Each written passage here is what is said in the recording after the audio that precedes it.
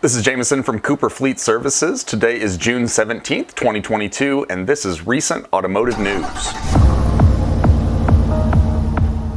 First of all, thanks to everybody that subscribed. If you like content like this, which is just short form automotive news, which is kind of business or fleet centric, please consider giving us a subscribe or a like on the video. Really appreciate it.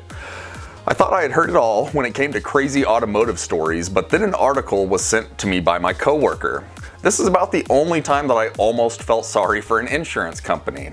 Geico was ordered to pay $5.2 million to a woman who got HPV from having sex in someone's personal vehicle that Geico insured.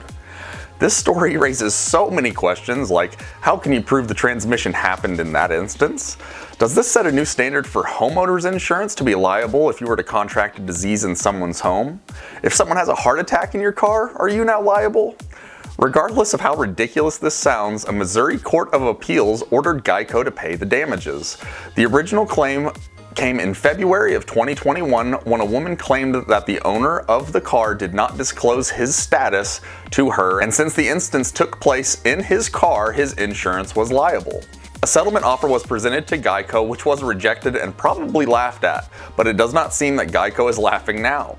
It seems that the world is continuing to move away from personal responsibility and toward making sure that the worst decision makers around us don't have to deal with the consequences of their actions, and instead may even be rewarded for their terrible decisions, like having sex with people you don't know very well in random cars. If you need another reason to question the effectiveness of universities in their current state, GM is dropping their 4-year degree requirement for many jobs to focus on hiring people with, quote, skills.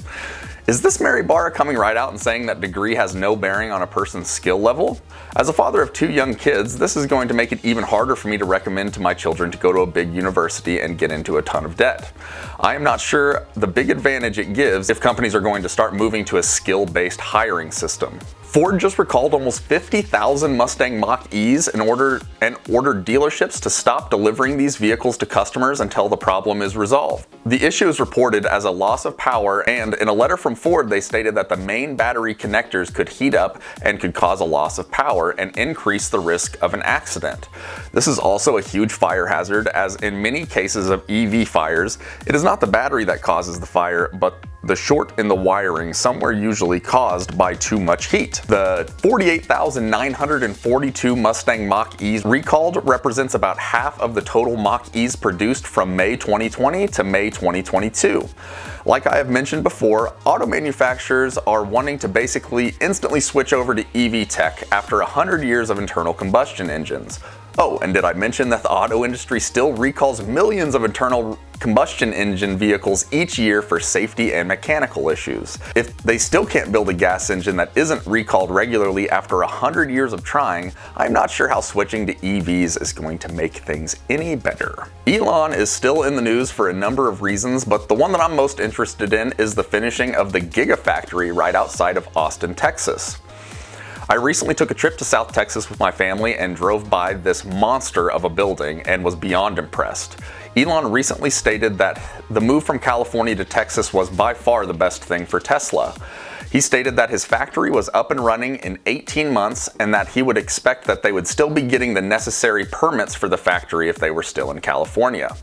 Not only that, but after getting all the necessary permits, he would still be open to lawsuits. It's very easy to see that less regulation and lower taxes drive businesses to expand, employ more people, and as a result generate a lot more tax revenue for a particular area.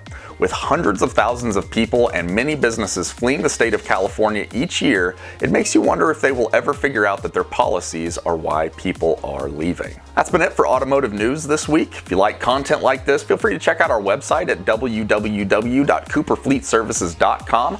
Liking and subscribing really helps us grow. Really appreciate it. If you have any comments, please leave them for us down below. I hope you have a great rest of your Friday and enjoy your weekend. Thanks.